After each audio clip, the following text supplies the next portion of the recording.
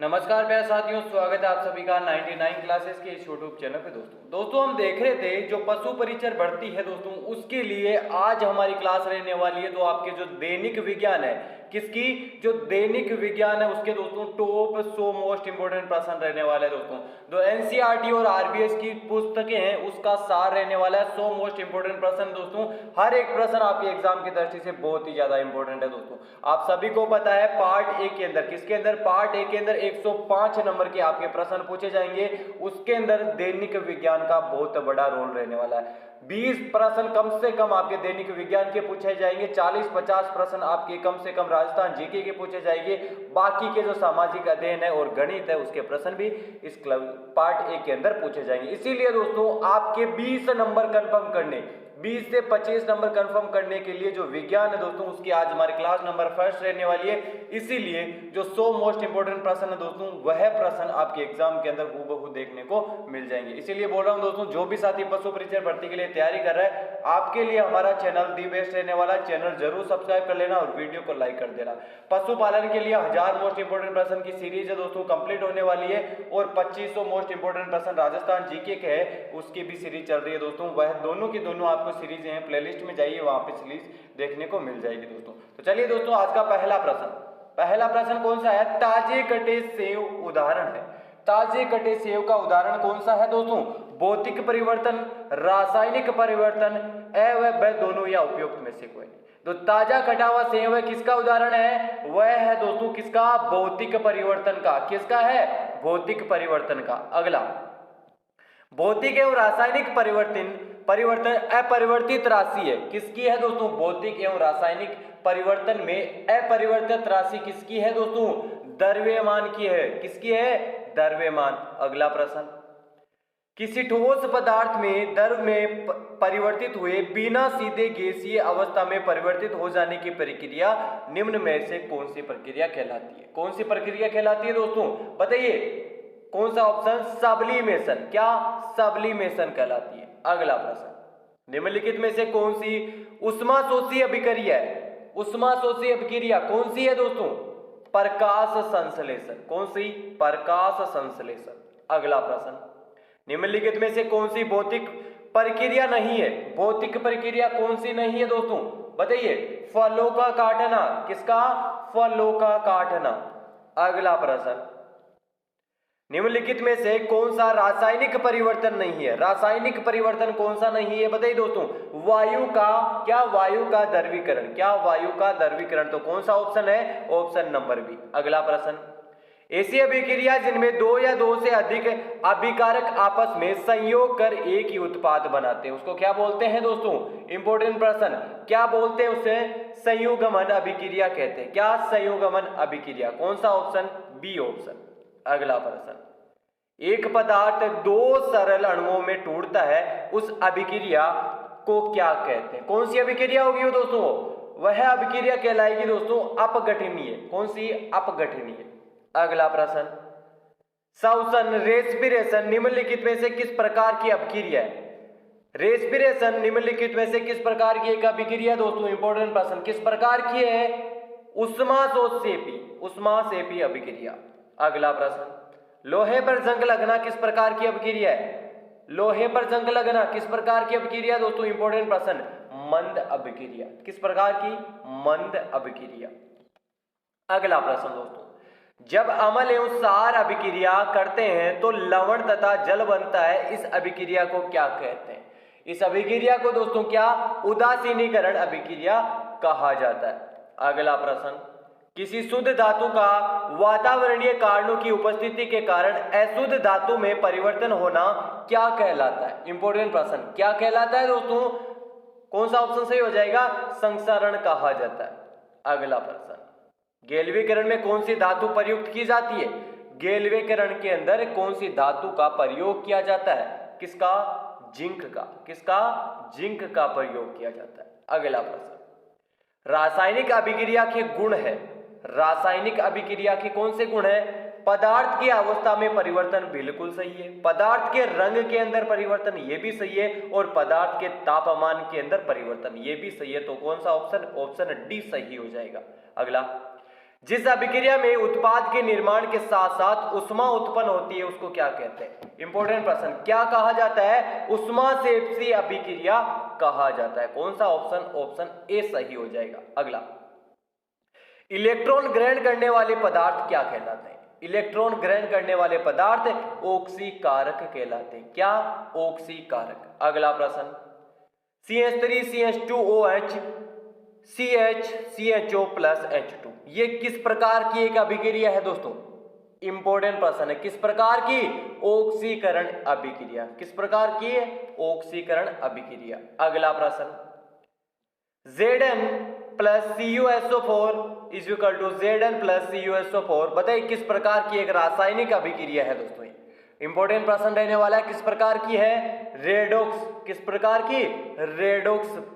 अगला प्रश्न, 2Sb plus 3Cl2 बराबर 2SbCl3 किस प्रकार की अभिक्रिया है दोस्तों? बताइए कौन सा ऑप्शन सही हो जाएगा? ऑप्शन नंबर ए, ऑक्सीकरण। अगला प्रश्न, निम्नलिखित में से ऑक्सीकारक का उदाहरण कौन सा है? इंपॉर्टेंट प्रश्न, ऑक्सीकारक का उदाहरण कौन सा है दोस्तों? बताइए। ऑप्शन नंबर सी, ए व बी दोनों है दोस्तों। क्यों? ए व बी दोनों के अंदर इलेक्ट्रॉन। अगला प्रश्न, प्रकाश संश्लेषण कौन सी प्रकार का उदाहरण है? जो प्रकाश संश्लेषण कौन सी प्रकार की प्रक्रिया का एक उदाहरण है? किस प्रकार की प्रक्रिया का है दोस्तों? बताइए। अपचयन प्रकार की। अगला प्रश्न, अपचयन प्रक्रिया के दौरान क्या होता है? अपचयन प्रक्रिया के दौरान क्या होता है? इंपॉर्टेंट प्रश्न दोस्तों, ऑक्सीजन का योग होता है, हाइड्रोजन का निष्कासन होता है और धनावेश के अंदर क्या होती है? वृद्धि होती है। तो कौन सा ऑप्शन सही हो जाएगा? ऑप्शन नंबर डी सही हो जाएगा। अगला प्रश्न, ऑक्सीजन का निष्कासन तथा हाइड्रोजन का योग जिस अभिक्रिया में होता है वह अभिक्रिया क्या कहलाती है? क्या कहलाती है? इंपॉर्टेंट प्रश्न, कौन सा ऑप्शन सही हो जाएगा? अपचयन अभिक्रिया कहलाती है। अगला प्रश्न, निम्नलिखित में से किस अभिक्रिया में हाइड्रोजन का योग होता है? हाइड्रोजन का योग अपचयन अभिक्रिया के अंदर। अगला प्रश्न, वह अभिक्रिया जो बनने वाले उत्पाद से उत्प्रेरित होती है उसको क्या कहते हैं? इंपॉर्टेंट प्रश्न, बताइए दोस्तों कौन सा ऑप्शन सही हो जाएगा? ऑप्शन नंबर डी, स्वतः उत्प्रेरित अभिक्रिया कहलाती है दोस्तों। अगला प्रश्न, निम्नलिखित में से जैव उत्प्रेरक है, जैव उत्प्रेरक बताइए दोस्तों कौन से हैं? एंजाइम। कौन से? एंजाइम। अगला प्रश्न, उत्प्रेरक की खोज किसने की थी? इंपॉर्टेंट प्रश्न दोस्तों, उत्प्रेरक की खोज किसने की थी? उत्प्रेरक की खोज की थी ब्रेजिलियस ने। किसने? ब्रेजिलियस ने। अगला, उत्प्रेरक का मुख्य कार्य क्या होता है? उत्प्रेरक का मुख्य कार्य क्या होता है? रासायनिक अभिक्रिया के वेग को परिवर्तित करना। क्या? रासायनिक अभिक्रिया के वेग को परिवर्तित करना। अगला प्रश्न, निम्नलिखित में से कौन सा उत्प्रेरक का प्रकार नहीं है? कौन सा उत्प्रेरक का प्रकार नहीं है दोस्तों? कौन सा ऑप्शन सही हो जाएगा? ऑप्शन नंबर ए, उदासीन उत्प्रेरक। अगला प्रश्न, ऋणात्मक उत्प्रेरक को और किस नाम से जाना जाता है? ऋणात्मक उत्प्रेरक को मंदक के नाम से जाना जाता है।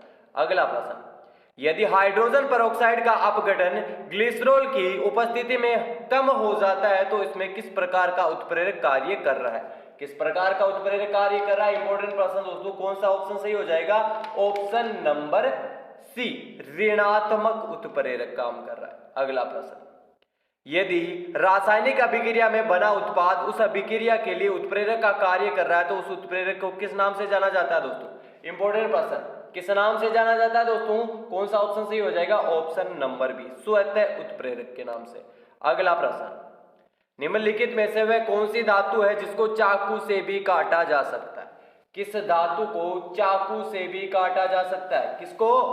सोडियम तथा पोटेशियम दोनों को काटा जा सकता है। क्या? सोडियम तथा पोटेशियम दोनों को काटा जा सकता है। अगला प्रश्न, विद्युत की सबसे सुचालक धातु कौन सी है? कौन सी है दोस्तों? चांदी। कौन सी? चांदी।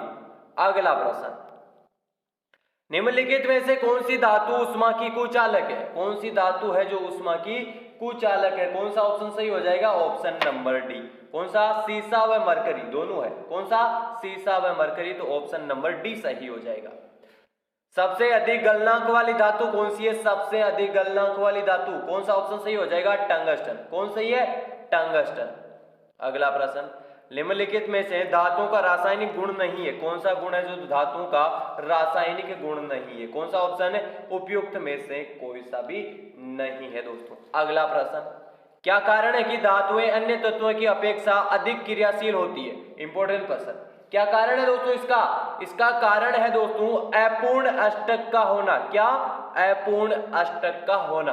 अगला, क्या कारण है कि सोडियम तथा पोटेशियम को मिट्टी के तेल में डुबोकर रखा जाता है? क्यों रखा जाता है दोस्तों सोडियम और पोटेशियम को मिट्टी के तेल के अंदर डुबोकर?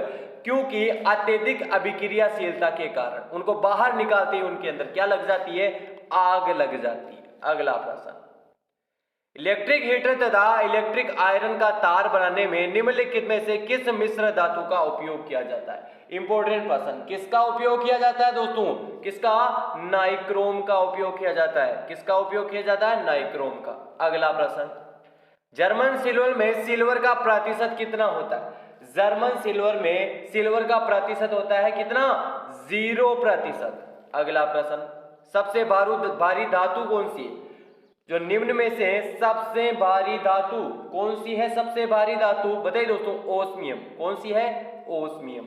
अगला प्रश्न, आतिशबाजी में किस तत्व की उपस्थिति के कारण हरा रंग उत्पन्न होता है? इंपॉर्टेंट प्रश्न, बताइए दोस्तों, किस तत्व की उपस्थिति के कारण हरा रंग उत्पन्न होता है आतिशबाजी के अंदर?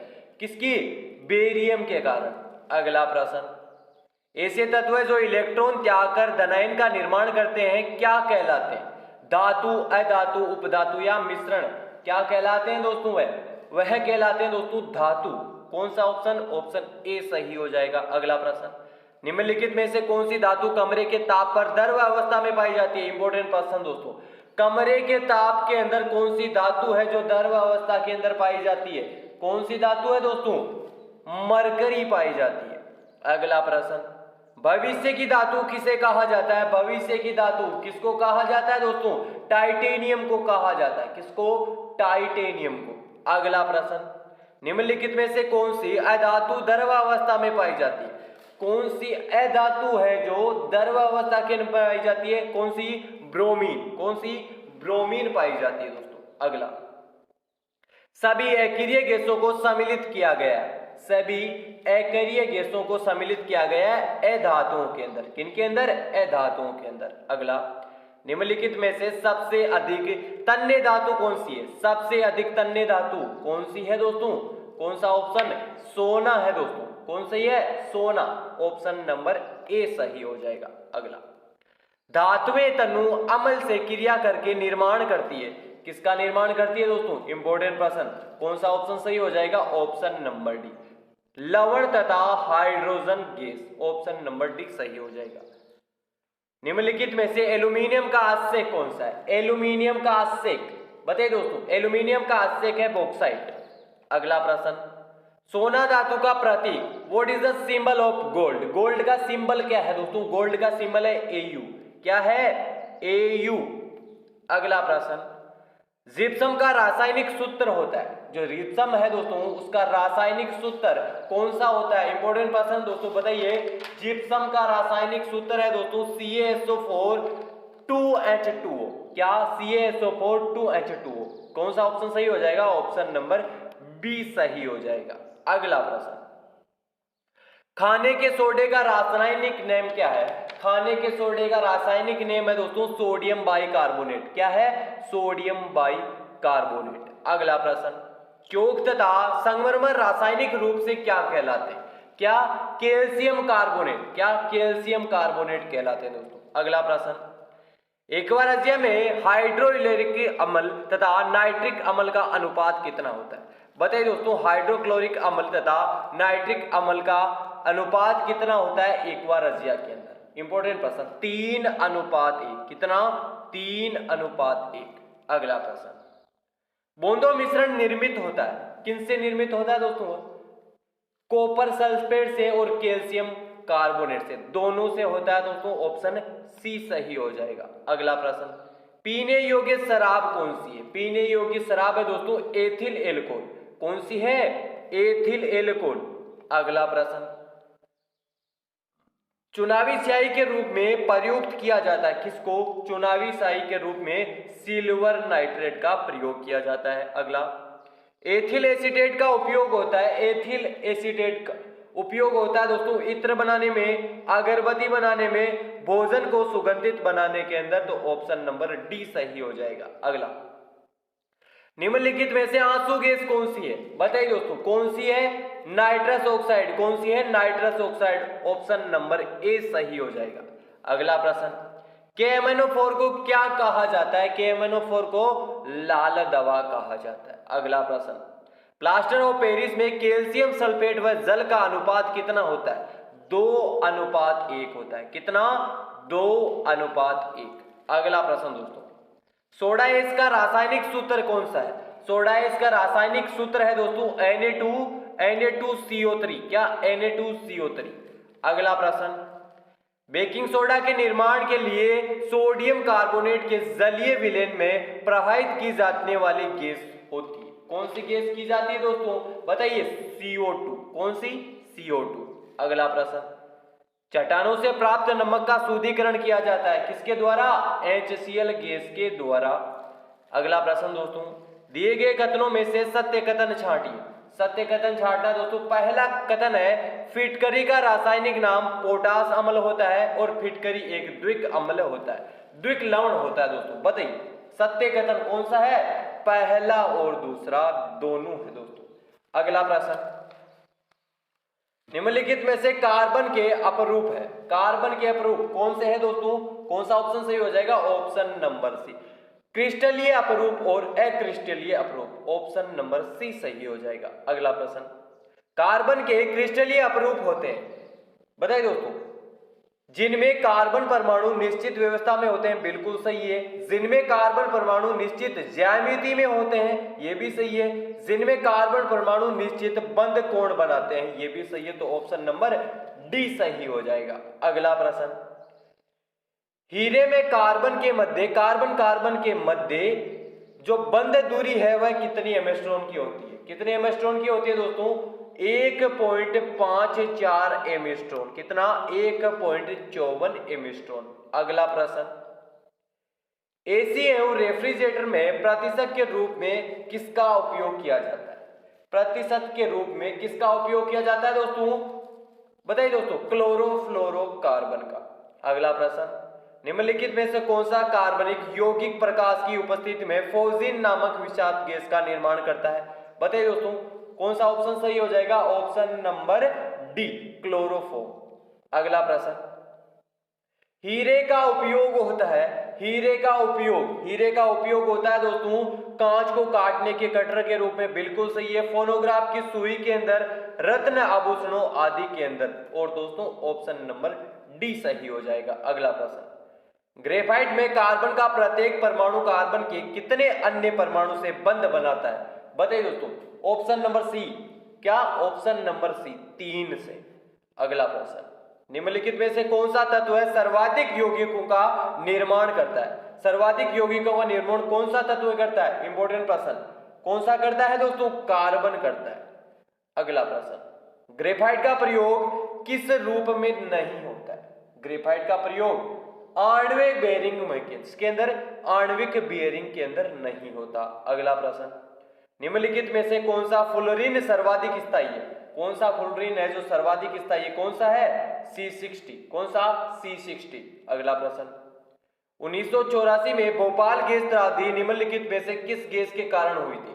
बताइए दोस्तों, किस गैस के कारण हुई थी? इंपॉर्टेंट प्रश्न। बताइए। मिथाइल आइसोसाइनेट के। अगला प्रश्न, फ्लोरीन का उपयोग किसके शुद्धिकरण में किया जाता है? जो फ्लोरीन है उसका उपयोग किसके शुद्धिकरण के अंदर किया जाता है? बताइए दोस्तों, किसके शुद्धिकरण के लिए? प्राकृतिक गैसों के शुद्धिकरण के अंदर। अगला प्रश्न, कार्बन का रेडियो एक्टिव समस्थानिक है। रेडियो एक्टिव जो समस्थानिक है कौन सा कार्बन का? कार्बन 14 का। अगला प्रश्न, कार्बन के अपरूप ग्रेफाइट की संरचना होती है। किस प्रकार की संरचना होती है दोस्तों? ग्रेफाइट की षटकोणीय संरचना। अगला प्रश्न, कार्बन का आधुनिक अपरूप कौन सा है? कार्बन का आधुनिक अपरूप होता है दोस्तों ग्रेफीन। कौन सा? ग्रेफीन। अगला प्रश्न, निम्नलिखित में से किस कार्बन यौगिक का उपयोग जवर, दर्द, जलन के उपचार में किया जाता है? इंपॉर्टेंट प्रश्न, किस कार्बन का किया जाता है दोस्तों? कौन सा ऑप्शन सही हो जाएगा?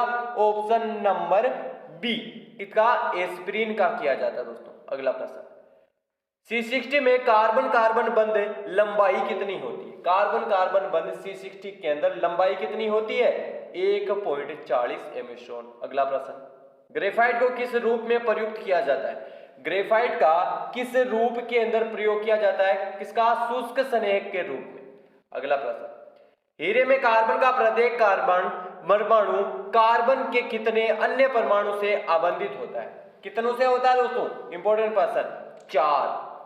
अगला प्रश्न, हीरे का गलनांक होता है, हीरे का गलनांक होता है दोस्तों 6843 केल्विन। 6800 कितना होता है दोस्तों? 3843। सॉरी, ऑप्शन नंबर ए सही हो जाएगा।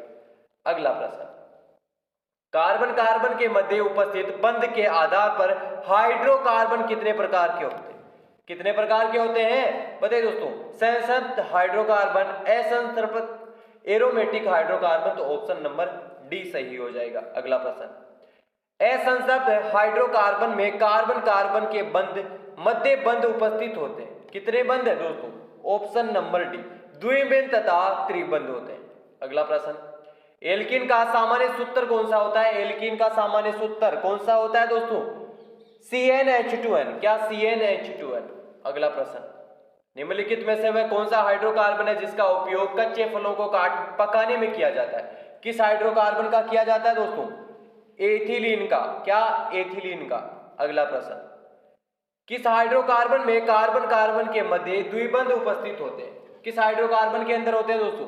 इंपॉर्टेंट प्रश्न, कौन सा ऑप्शन सही हो जाएगा बताइए दोस्तों? ऑप्शन नंबर सी, C5H10। C5H10 के अंदर। अगला प्रश्न, TNT विस्फोट के निर्माण में उपयोगी हाइड्रोकार्बन कौन सी है? कौन सी उपयोगी हाइड्रोकार्बन है दोस्तों? ऑप्शन नंबर बी सही हो जाएगा। कौन सी है? टायोलुइन। अगला प्रश्न, सिरके में कौन सा अम्ल पाया जाता है? सिरके के अंदर कौन सा अम्ल पाया जाता है दोस्तों बताइए? एसिटिक अम्ल पाया जाता है। कौन सा? एसिटिक अम्ल। अगला, धातुओं की वेल्डिंग करने में प्रयुक्त हाइड्रोकार्बन कौन सा हाइड्रोकार्बन है?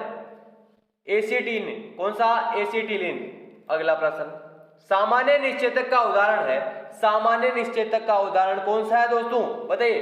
क्लोरोफॉर्म। कौन सा? क्लोरोफॉर्म। अगला प्रश्न, एल्काइन का सामान्य सूत्र कौन सा होता है? एल्काइन का सामान्य सूत्र होता है CnH2n-2। क्या? CnH2n-2। तो कौन सा ऑप्शन? ऑप्शन नंबर बी सही हो जाएगा दोस्तों। तो दोस्तों ये थे हमारे जो आपके दैनिक साइंस है, क्या दैनिक साइंस के टॉप मोस्ट इंपोर्टेंट प्रश्न थे दोस्तों। आई होप क्लास सभी को पसंद आई होगी और जो 97 आपके प्रश्न है इस क्लास के अंदर जो 97 प्रश्नों में से आपके जितने भी प्रश्न हो सही होते हैं दोस्तों कमेंट बॉक्स के अंदर जरूर बता देना। और आपको क्लास के अंदर जो प्रश्न है उसका लेवल कैसा लगा दोस्तों, आपको ये क्लास पसंद आई हो तो अपना लाइक है वह बटन जरूर दबा देना और अपने मित्रों के पास दोस्तों इस सेशन को अधिक से अधिक शेयर कीजिएगा, क्योंकि पशु परिचर भर्ती के लिए एकमात्र समर्पित चैनल है दोस्तों हमारा। आपको पशु परिचर भर्ती के अंदर सिलेक्शन के अंदर दोस्तों जो रेस है उसके अंदर आपको आगे ले जाता है हमारा चैनल दोस्तों। तो चलिए दोस्तों आज की क्लास के अंदर इतना ही। जय हिंद, जय भारत।